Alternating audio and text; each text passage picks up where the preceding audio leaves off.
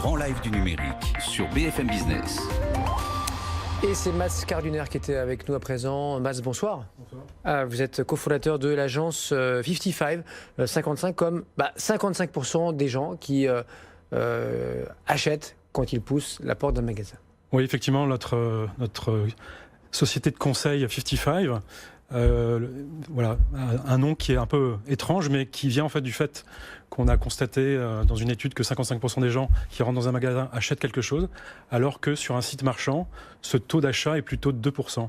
Et donc ce qu'on a mis en place chez 55, en fait, ce sont des méthodes basées sur la donnée, sur le big data, pour essayer de mieux comprendre comment fonctionnent les différents sites web, les applications, etc., pour améliorer la performance digitale. Donc vous êtes 3-4 anciens à Google à avoir fondé. Donc, absolument. 4 anciens de Google. Ouais. On a appris chez Google que effectivement, les données étaient un peu le nouveau carburant du marketing et du business en général.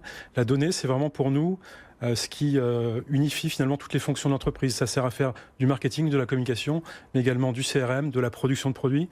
Ça sert à faire de la R&D et ça sert à faire de la distribution. Ça fait 4-5 ans qu'on en parle beaucoup. Chez Google, ça fait plus de 20 ans qu'ils l'ont compris, quoi. C'est pas nous qui l'avons inventé, c'est certain. Eux, ils ont basé tout leur modèle là-dessus, effectivement. Bon, là, les chiffres que vous rappelez sont juste hallucinants. Donc 55%, plus une personne sur deux qui pousse la porte d'un magasin, achète, sort sa carte bleue ou son cash de son portefeuille.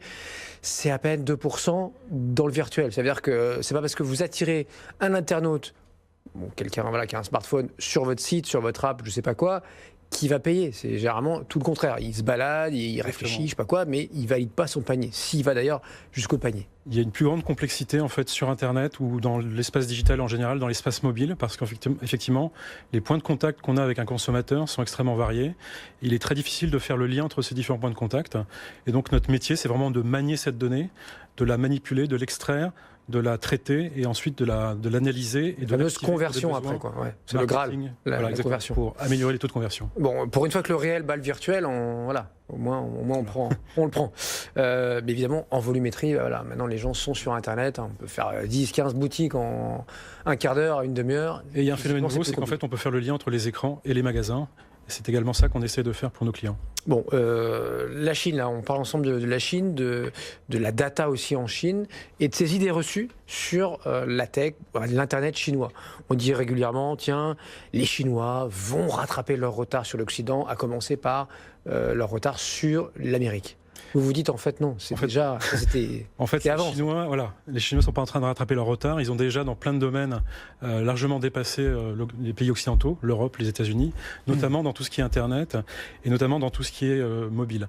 Il y a essentiellement deux gros phénomènes. Il y a un phénomène qui est assumé par le gouvernement chinois, qui est une politique, on va dire, protectionniste, qui a vraiment fermé les frontières, créé un mur vraiment entre la Chine et le reste du monde, et qui a encouragé la création de géants nationaux qui sont vraiment des champions beaucoup plus gros que les géants américains qu'on connaît. Baidu, Alibaba, et plein de connaît.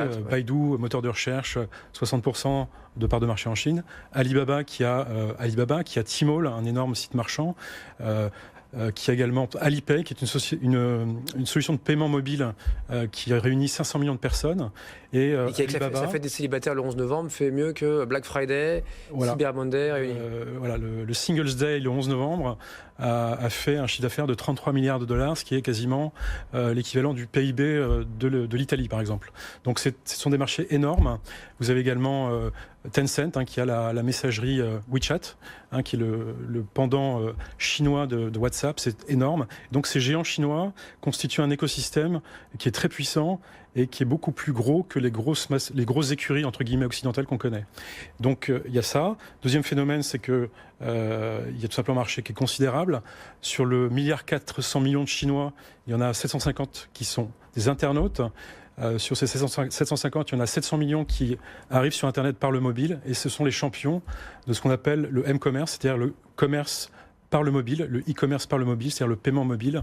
60% des transactions mobiles dans le monde se passe en Chine. Donc c'est un pays qui a beaucoup d'avance sur beaucoup de sujets, le social, le mobile, le commerce et Internet en général. On dit aussi, Mats, Google a quitté la Chine depuis longtemps, et comme les autres GAFAM, en fait, c'est impossible pour un géant occidental, un géant américain en particulier, de faire du business en Chine. Et là, vous dites non, en fait.